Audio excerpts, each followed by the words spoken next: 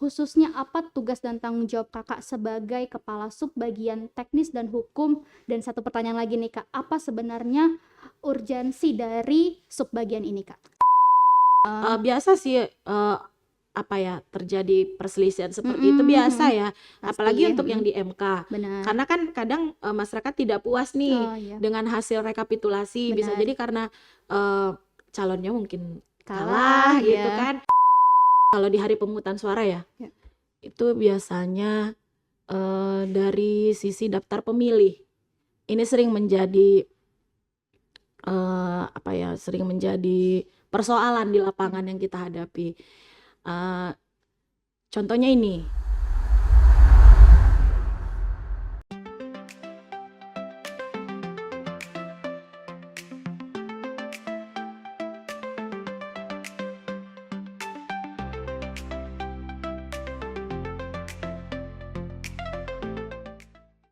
Halo teman pemilih, kembali lagi dengan saya Elsaida Siagian di podcast KPU Kota Sibolga, sebuah ruang di mana kita akan membahas tentang dunia kepemiluan dari sudut pandang yang jarang terlihat oleh publik.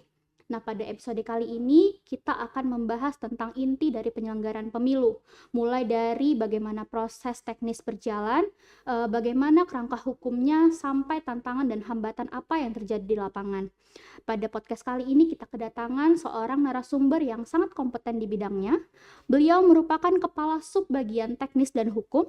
Beliau akan membantu kita memahami berbagai dinamika penyelenggaraan pemilu, khususnya di KPU Kota Sibolga.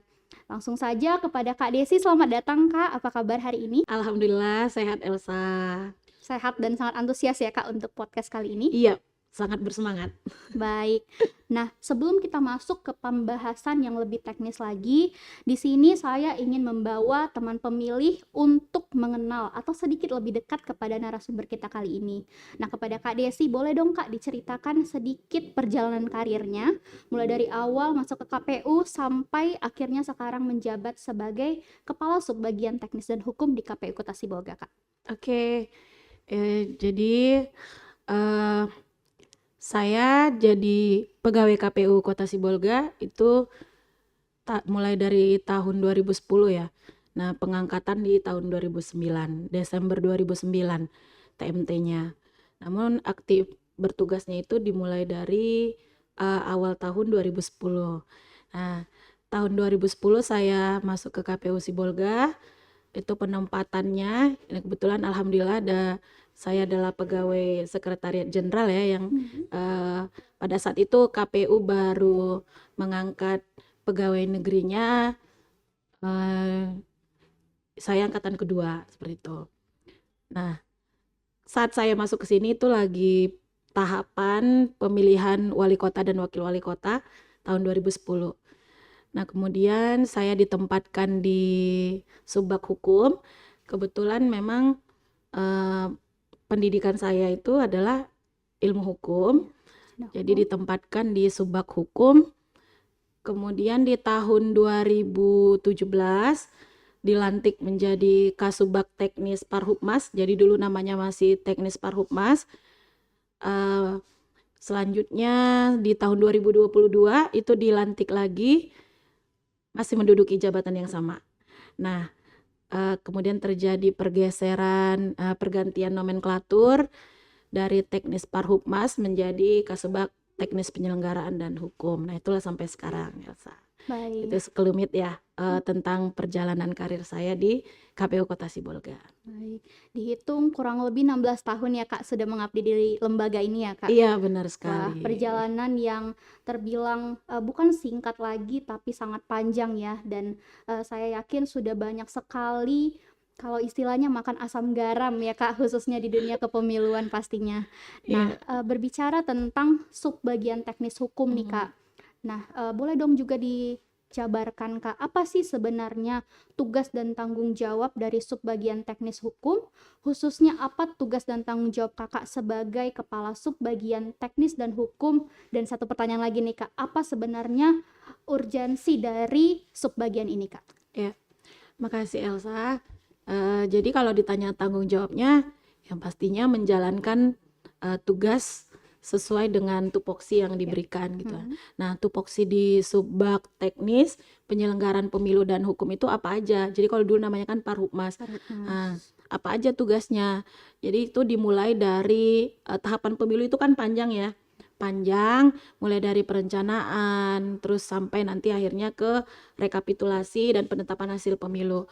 Nah, kalau di Subbag Teknis itu kita mulai dari pendaftaran peserta pemilu. Nah, pendaftaran peserta pemilu itu kita tahu peserta pemilu itu ada calon presiden dan wakil presiden, kemudian calon anggota legislatif. Yang anggota legislatif ini ada yang DPR RI, kemudian DPD, DPRD provinsi dan DPRD kabupaten kota.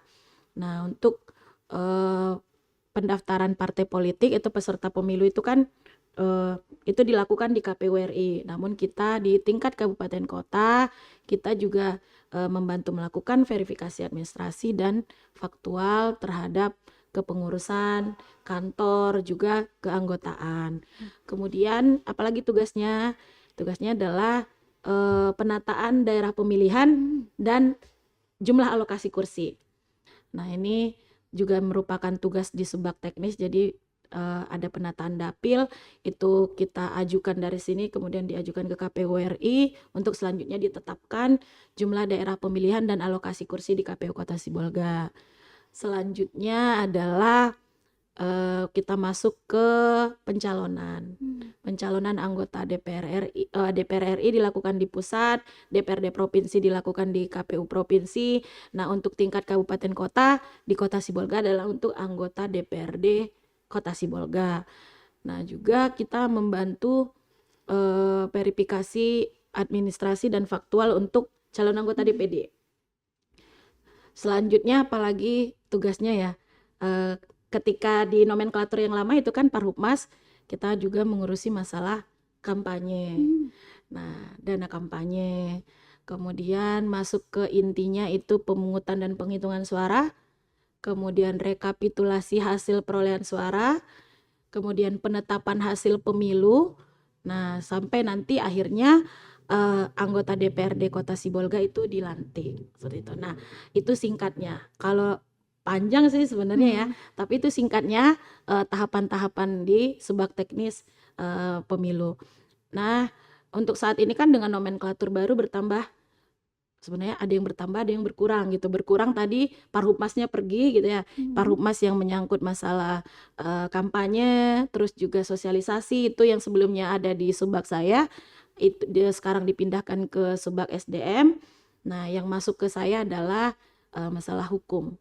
Hukum itu meliputi penyusunan keputusan, kemudian BA, dan nanti ada berita acara yang maksudnya kemudian nanti ada perselisihan hasil pemilu. Nah, itu ada di Subbag Teknis dan Penyelenggaraan serta Hukum gitu. Baik. Presiden. Ya, ternyata banyak sekali ya Kak tugas dan tanggung jawab dari subbagian ini, dan tidak salah ya Kak anggapan bahwa subbagian ini ternyata jantung dari KPU itu sendiri ya Kak. Iya, Karena ternyata banyak hal yang digodok dalam subbagian ini, mulai dari pendaftaran calon, kemudian penghitungan suara, rekapitulasi, penetapan hingga pelantikannya ya iya. Kak. Nah, kemudian Kak berbicara tentang tantangan teknis di lapangan. Nah, dalam praktiknya sendiri pasti banyak sekali didapati tantangan yang sangat besar di lapangan, terutama saat pemungutan dan penghitungan suara. Boleh Kak diceritakan apa saja sih sebenarnya tantangan dan hambatan teknis di lapangan yang boleh secara pribadi Kakak bagikan? Ya, oke. Jadi kalau tantangan itu kan pasti berbeda ya setiap daerah. Nah, ada yang kalau misalnya dia daerahnya luas, punya daerah terpencil, itu punya tantangan tersendiri juga. Kalau di KPU Kota Sibolga itu kita, saya pribadi ya sebagai di Subbag Teknis, itu yang kita rasakan kalau di hari pemungutan suara ya, Ya. itu biasanya dari sisi daftar pemilih. Ini sering menjadi sering menjadi persoalan di lapangan yang kita hadapi. Contohnya ini, adanya, jadi kan kalau untuk memilih itu harus terdaftar di daftar pemilih Daftar pemilih tetap. tetap. Nah, terkadang ada yang belum terdaftar. Kemudian ada yang dia bukan warga Sibolga, bukan domisili KTP-nya bukan warga Sibolga, tapi dia bekerja di sini, ingin memilih seperti itu. Nah, ini yang sering terjadi. Sementara ada di dalam aturan, kalau misalnya bukan warga Sibolga, untuk memilih itu kan harus menggunakan surat pindah memilih. Namun pada hari H ternyata dia tidak membawa surat pindah memilih. Lalu KPPS kita menanyakan mana surat pindah memilihnya. Dia tidak bisa menunjukkan dan akhirnya kan KPPS tidak mempersilahkan masuk ke TPS ya untuk memilih. Nah, masyarakat jadi marah gitu, marah. Padahal sebelumnya kita sudah banyak memberikan sosialisasi, baik misalnya baik secara langsung, kemudian juga melalui flyer di media sosial tuh untuk pemberitahuan bahwa bagi pemilih yang sedang bertugas di di Kota Sibolga dan ingin memberikan hak pilihnya, namun dia KTP-nya bukan KTP Sibolga, itu boleh mengurus surat pindah memilih dulu, dibawa kemari, lalu nanti akan diakomodir gitu kan. Nah, itu yang sering menjadi persoalan. Akhirnya terjadi cekcok di lapangan gitu ya dengan KPPS kita. Kemudian banyak juga masyarakat kita yang belum paham, misalnya dia belum terdaftar nih di DPT. Artinya kan dia menjadi pemilih tambahan. Nah, itu boleh menggunakan hak pilihnya setelah pada jam tertentu gitu kan, di pukul 12 sampai pukul 13. Namun ada masyarakat kita ketika dia ditolak gitu, misalnya bukan ditolak sebenarnya, disampaikan hal seperti itu, "Ibu pulang dulu nanti datangnya jam 12." Dia langsung ngamuk gitu kan, marah-marah, "Ya aku nggak dikasih milih," kayak gitu. Padahal bukan seperti itu ya, kita beri kesempatan untuk memilih namun di jam yang ditentukan seperti itu kan memang ada aturannya ya, Elsa, ada di peraturan KPU demikian. Nah, itu tantangan yang kita hadapi. Kemudian juga kalau dari sisi penyelenggara masih ada juga nih KPPS kita yang ternyata belum memahami tugas dan fungsinya sebagai anggota KPPS gitu. Nah, banyak juga kita temukan mereka salah dalam mengisi formulir. Nah, ini kan di pemilu-pemilu sebelumnya nih Elsa, itu formulirnya banyak gitu. Alhamdulillah di pemilu 2024 ini sudah disederhanakan formulir-formulir yang harus ditulis sama KPPS. Nah, kalau di masa yang lalu itu banyak sekali sehingga banyak menimbulkan kesalahan gitu. Kadang salah dalam penjumlahan, salah dalam meletakkan pemilih tadi kan, karena pemilih itu ada 3 jenis ya kan, pemilih daftar di DPT, pemilih di daftar tambahan, terus di pindahan. Nah, itu sering salah tempat sehingga menjadi salah penjumlahan sampai ke bawah. Nah, itu yang sering terjadi ya, yang sering kami alami sehingga kadang menimbulkan kericuhan juga di TPS gitu kan, antara KPPS dengan saksi seperti itu. Nah, itu tantangan yang sering kita alami kalau di hari pemungutan suara. Itu masih pemungutan suara loh sebenarnya Elsa, belum di tahapan-tahapan yang lain gitu. Baik, ternyata banyak sekali ya teman pemilih tantangan dan hambatan yang dihadapi oleh KPU sebagai penyelenggara pemilih. Namun ya kembali lagi sebagai suatu instansi, setiap bagian dari KPU saling bahu-membahu meningkatkan kualitas kinerja individu, kita sebagai individu, kemudian kinerja kita sebagai tim secara kolektif, dan sesuai dengan slogan KPU ya Kak, KPU melayani. Jadi kita melayani dengan sepenuh hati, bahkan ada slogan 2359. Iya benar. Jadi anak teknis itu ada ini sering dibilang pasukan 2359 karena memang ada deadline-nya. Sedikit saya ceritakan ya. Kalau misalnya di masa pendaftaran parpol nih gitu. Nah, untuk di Sipol itu kita kan lakukan verifikasi. Nah, batas waktunya adalah tanggal sekian pukul 23.59. Nah, jadi seperti itu, seringkali seperti itu ya. Untuk di Sipol, di Silon, juga di Sikadeka itu 2359. Makanya anak-anak teknis itu sering disebut pasukan Pasukan 2359 gitu ya. Nah, jadi standby ya Kak iya harus standby di kantor sampai gitu. di ujung hari ya. Iya. Nah, terus kayak tadi kan sedikit saya singgung masalah KPPS, kadang ada yang belum mengerti gitu kan. Padahal sebenarnya kita sudah fasilitasi mereka gitu kan, kita sudah lakukan bimbingan teknis, sudah ajari mereka gitu kan. Tapi kembali lagi ya Elsa, terkadang pemahaman setiap orang kan berbeda ya, pemahaman setiap orang berbeda, kemudian juga tingkat pendidikannya juga berbeda gitu kan. Jadi ya akhirnya hasilnya juga berbeda gitu. Kadang mungkin ketika di BIMTEK bisa jadi entah mereka tidak terlalu menyimak gitu kan, atau apalah. Padahal kita sudah berusaha untuk agar mereka bisa memahami prosedur yang ada seperti itu. Baik. Nah, berbicara nih Kak mengenai keamanan dan integritas data. Nah, kita sering mendengar isu mengenai keamanan dan integritas data pemilu nih Kak. Nah, apa sih sebenarnya langkah konkret yang dilakukan oleh KPU untuk memastikan data tetap aman Kak? Ya, jadi memang saat ini kan KPU itu banyak udah mengikuti perkembangan zaman lah ya. Di era keterbukaan informasi publik itu KPU sudah memfasilitasi kita dengan berbagai macam aplikasi. Nah, tujuannya adalah agar teman pemilih bisa langsung mengakses informasi yang ada di KPU. Misalnya seperti SIPOL, itu kepanjangannya kan Sistem Informasi Partai Politik. Jadi di situ teman pemilih masyarakat Indonesia bisa melihat siapa aja pengurus, kantornya di mana, kemudian anggotanya ada berapa gitu, dan bisa mereka akses. Kemudian juga di pencalonan itu bisa dicek namanya, daftar riwayat hidupnya seperti itu. Nah ini dia memang terkadang saya juga seringnya taunya dari media kadang gitu ya Elsa. Ada kadang yang berusaha untuk meretas gitu ya, meretas informasi di sistem informasi yang ada di KPU. Ya kita gimana ya, memang namanya perkembangan zaman, terus masyarakat juga semakin pintar gitu kan, dengan perkembangan teknologi mereka berusaha meretas, namun kita di KPU sebenarnya sudah melakukan proteksi terhadap itu. Kalau untuk aplikasi-aplikasi di KPU sendiri itu dari Pusdatin KPU RI ya, kita kan sebenarnya di sini hanya user gitu kan.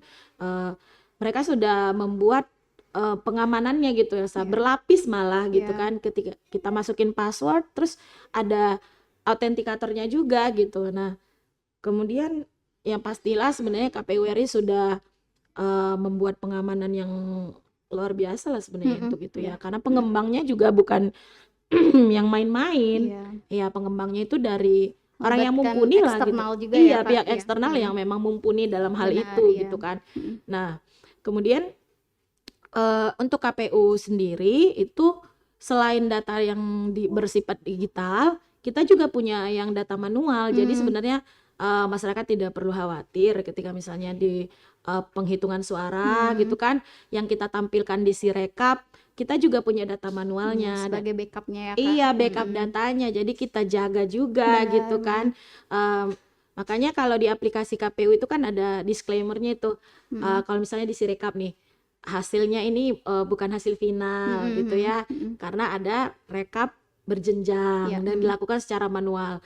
KPU walaupun ini mengikuti perkembangan zaman dengan digital, tapi masih punya kok backup data manual yaitu pakai formulir tadi yang kita simpan, kita segel dan dimasukkan ke dalam kotak seperti itu. Jadi KPU sebenarnya sudah berupaya ya Elsa untuk mengamankan data-data yang ada.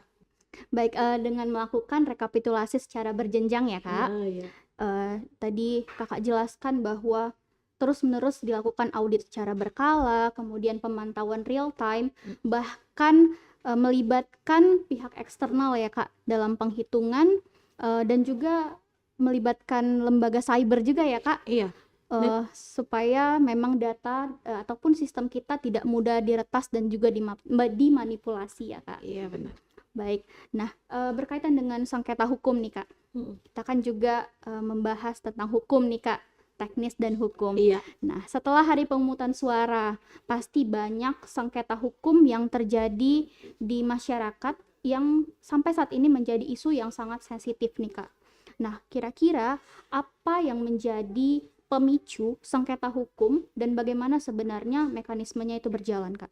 Ya, jadi sebenarnya kalau sengketa itu bukan hanya pada saat pasca ya, tapi ada juga dalam perjalanannya gitu. Oke. Ini biasanya kan dipicu oleh bisa jadi adanya dugaan-dugaan masyarakat gitu kan terhadap KPU, mungkin ada pelanggaran administratif seperti itu, terus juga dugaan misalnya money politik, dugaan tindak pidana yang dilakukan seperti itu ya. Jadi ada banyak. Nah, biasanya mekanismenya sudah jelas gitu ya. Kalau ada pelanggaran administratif itu masyarakat bisa melakukan bisa membuat laporan ke Bawaslu. Ya. Terus kemudian kalau ada dugaan tindak pidana yang dilakukan itu bisa melaporkan ke aparat penegak hukum. Ada Sentra Gakumdu namanya. Nah, sementara untuk perselisihan hasil pemilu tentunya ke Mahkamah Konstitusi. Namun kadang masyarakat kita kan lebih familiarnya ke Mahkamah Konstitusi ya. Mereka lebih sering menyoroti masalah perselisihan hasil perhitungan suara itu tadi gitu. Nah, kenapa isu-isu itu sebenarnya bisa ada di masyarakat, ya itu tadi karena adanya asumsi-asumsi publik itu ya, mungkin biasalah ya, memang seperti itulah, apalagi di era sekarang ini medsos yang kita mendapatkan informasi itu hanya dengan di ujung jari gitu kan, mudah sekali. Nah, bisa jadi ada bola-bola liar di masyarakat yang berkembang gitu. Nah, sebenarnya padahal semua sudah ada mekanismenya, ada SOP-nya. Kalau memang ada dugaan yang kita anggap ini melanggar nih KPU, boleh kok diajukan laporan itu tadi gitu. Nah, saya sendiri juga pernah bersidang di Bawaslu gitu ya, di tahun 2020. Itu adanya laporan dugaan pelanggaran administratif yang dilakukan KPU Kota Sibolga pada masa pencalonan calon perseorangan wali kota. Namun alhamdulillah kita punya bukti yang kuat bahwa itu dugaan itu tidak benar gitu, dan alhamdulillah selesai di Bawaslu. Seperti itu. Baik ya, meskipun sengketa hukum itu merupakan suatu hal yang tidak bisa kita hindari ya, Iya, Kak. itu sebenarnya lumrah gitu ya. Biasa sih terjadi perselisihan seperti itu biasa ya, apalagi untuk yang di MK. Benar. Karena kan kadang masyarakat tidak puas nih dengan hasil rekapitulasi. Bisa jadi karena calonnya mungkin kalah gitu kan. Ya, jadi menimbulkan ini mungkin ada dugaan di sini, atau ada mungkin mereka mendapatkan bukti permulaan gitu ya, sah-sah aja, nggak ada masalah.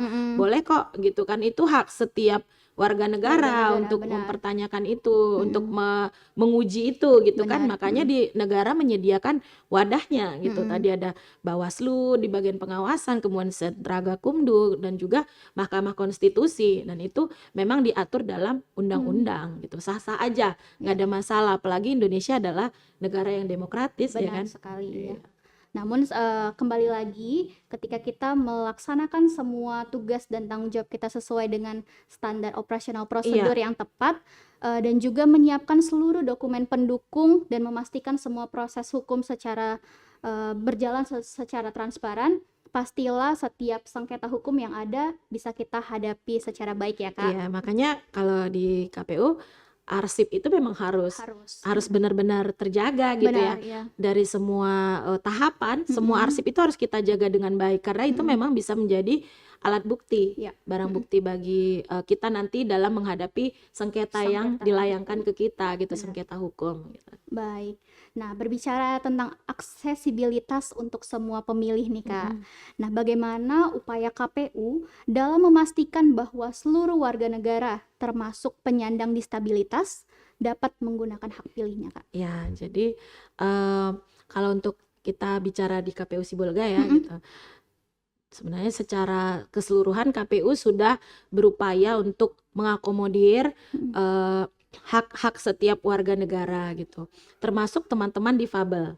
Nah, teman-teman disabilitas atau difabel ini adalah sebenarnya sangat kita harapkan partisipasinya dalam pemilu gitu. Nah, untuk KPU Kota Sibolga kita sudah melakukan sosialisasi kepada teman-teman disabilitas agar mereka tidak merasa sungkan atau merasa minder dalam mengikuti ajang pesta demokrasi ini gitu kan. KPU Sibolga sering melakukan sosialisasi kepada komunitas teman-teman disabilitas. Kemudian juga kita berusaha membangun TPS yang ramah disabilitas, yang mudah mereka jangkau. Salah satunya adalah misalnya nggak ada bebatuan, gitu, kerikil-kerikil yang sehingga menyulitkan teman-teman yang memakai kursi roda gitu kan, teman-teman tunanetra juga.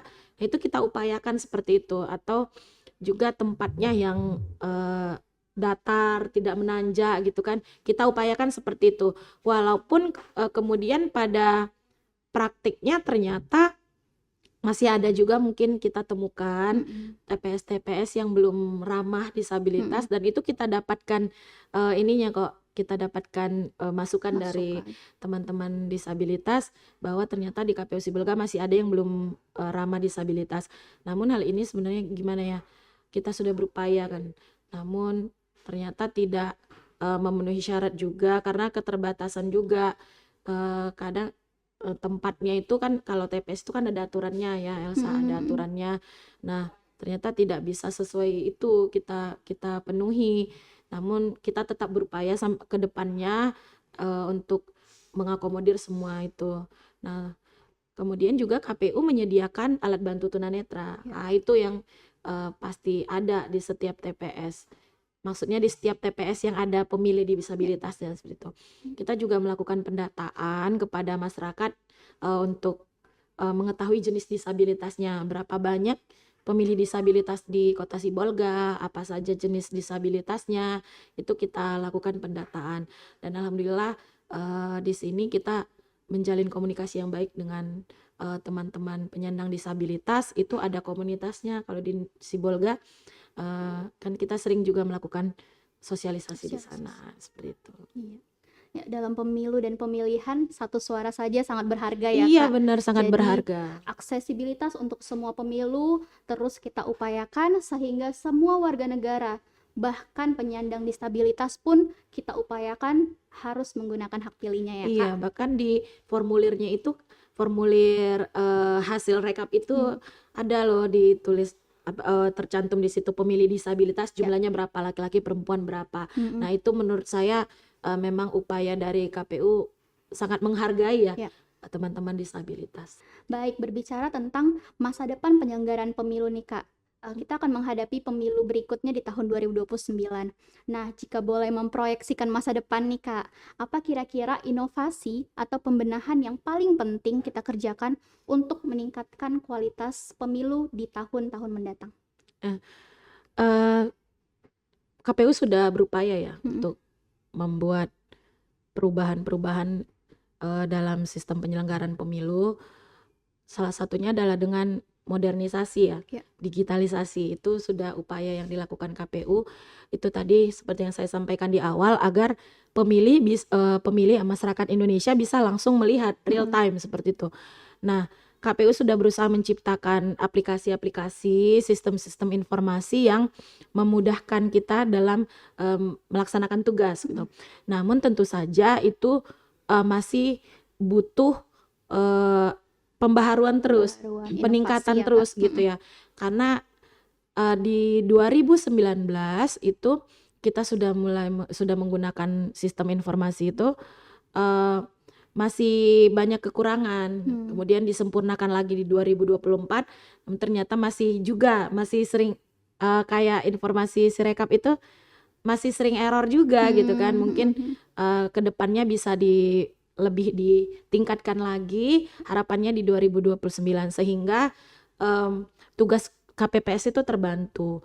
Nah yang terutama adalah, kalau harapan saya adalah penyederhanaan dari pekerjaan KPPS itu tadi ini memang sudah mulai kelihatan ya Elsa dari 2009, 2004, 2009, 2019 itu banyak sekali formulir-formulir yang harus diisi. Kemudian di 2024 itu sudah disederhanakan gitu.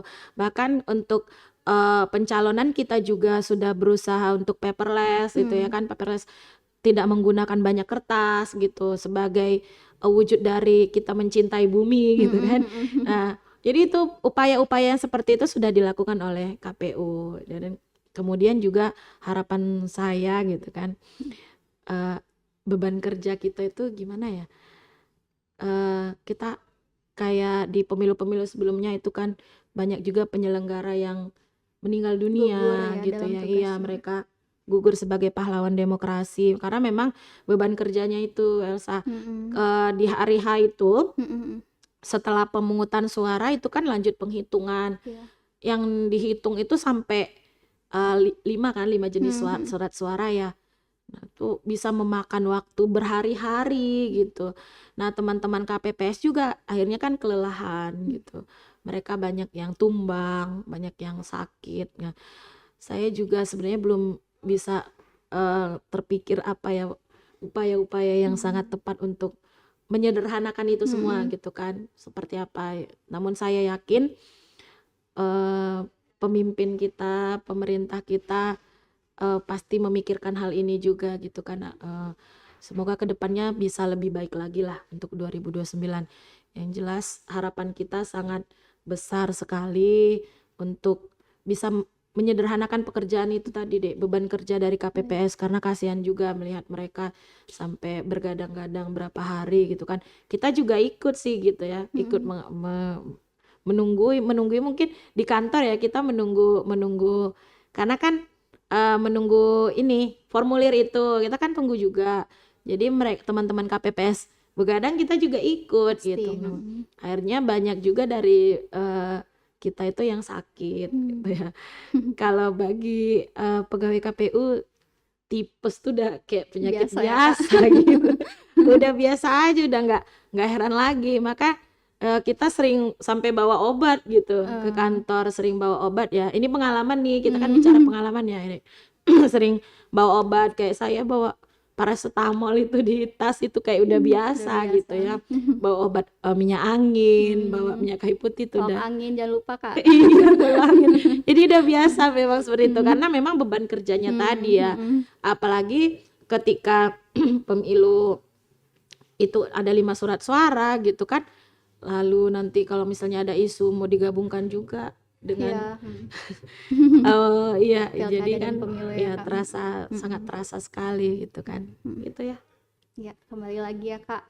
Pengalaman adalah guru yang terbaik. Jadi apa yang kita kerjakan, apa yang kurang yang kita kerjakan di pemilu dan pemilihan di tahun-tahun sebelumnya kita jadikan perbaikan. Apa yang baik kita terus pertahankan gitu. Bahkan kita tingkatkan ya Kak. Iya, ditingkatkan. Baik. Nah, terima kasih untuk Kak Desi yang sudah memberikan penjelasan yang sangat komprehensif. Nah, dari semua poin yang telah dijabarkan, semakin terlihat bahwa ternyata penyelenggaraan pemilu bukan hanya perihal di hari pencoblosan saja ya Kak. Ada rentetan proses yang sangat panjang, mulai dari penyiapan regulasi, kemudian rekrutmen penyelenggara, pelatihan, logistik, pemutakhiran data, hingga pengelolaan sengketa. Nah, semua itu berlangsung berlapis, sistematis, dan melibatkan jutaan orang. Nah, sebelum kita tutup podcast kali ini, saya ingin meminta jawaban cepat nih dari Kak Desi untuk beberapa pertanyaan yang sering muncul di masyarakat. Boleh Kak? Boleh. Baik. Ya, pertanyaan pertama nih Kak. Mengapa perhitungan suara manual masih terus dipertahankan Kak? Ya, karena hingga saat ini itu masih jadi metode yang paling aman ya. Menurut saya juga seperti itu dan mudah untuk diverifikasi secara langsung oleh saksi juga publik gitu. Kalau misalnya hanya mengandalkan digital, kita tidak punya rekap manual dan dilakukan secara berjenjang, itu akan misalnya tadi seperti yang di awal kita bahas ada kejahatan cyber gitu kan, misalnya diretas, lalu kita tidak punya backupnya, nggak ada manualnya, dokumentasi manual itu akan mempersulit, justru akan menimbulkan kecaman-kecamannya, Mm-mm. akan menimbulkan polemik di masyarakat. Jadi hingga saat ini kalau menurut saya manual itu masih lebih baik ya. Baik. Bukan saya bilang digital itu tidak baik, karena memang harus disandingkan gitu. Ya. Ada digital, ada juga manualnya. Dan itu yang dilakukan KPU hingga hari ini. Masih ada rekap berjenjang. Ya. Jadi karena ini jadinya nggak pendek ya, jadi panjang lagi kembali. Di KPU itu kan rekapnya berjenjang ya, dari TPS, kemudian ada rekap di kecamatan. Nah, ketika ada kesilapan di kecamatan, ada kesalahan penulisan, mungkin itu bisa diperbaiki ketika ada kesalahan penulisan di TPS, itu bisa diperbaiki di tingkat kecamatan. Kemudian ketika ada kesilapan lagi di tingkat kecamatan, bisa diperbaiki di tingkat kabupaten kota. Kesalahan di tingkat kabupaten kota bisa diperbaiki di tingkat provinsi. Kesalahan di provinsi bisa diperbaiki di tingkat nasional. Jadi makanya dibutuhkan sekali proses yang manual tadi, rekap berjenjang itu, biar kita meminimalisir konflik sebenarnya. Baik. Berangkat dari pertanyaan sebelumnya nih Kak, kira-kira apakah teknologi e-voting memungkinkan diterapkan Kak? Memungkinkan bisa jadi ya, gitu, bisa jadi, namun tentunya harus dikaji lagi lebih dalam. Karena Indonesia ini kan luas, dari Sabang sampai Merauke itu daerahnya juga ada yang di pedalaman, ada daerah terpencil. Kita perlu mengkaji psikologisnya masyarakat gitu, dan tentunya apakah masyarakat kita siap dengan itu, apakah mampu gitu kan, kita mampu dengan e-voting itu tadi. Nah, dan kemudian juga belum ada aturannya kan saat ini. Kalau memang tetap mau dibuat seperti itu, tentunya perlu landasan hukum yang kuat terkait e-voting tersebut gitu. Baik, terima kasih Kak Desi untuk waktu dan kesempatannya. Dari sini kita belajar bahwa penyelenggaraan pemilu dan pemilihan itu merupakan suatu sistem yang sangat besar ya teman pemilih. Namun keberlangsungan dan kualitasnya tetap harus kita pertahankan. Nah, sampai jumpa di episode berikutnya. Dari saya, tetap kritis, tetap peduli, dan terus menjaga kualitas demokrasi di Indonesia. Sampai jumpa.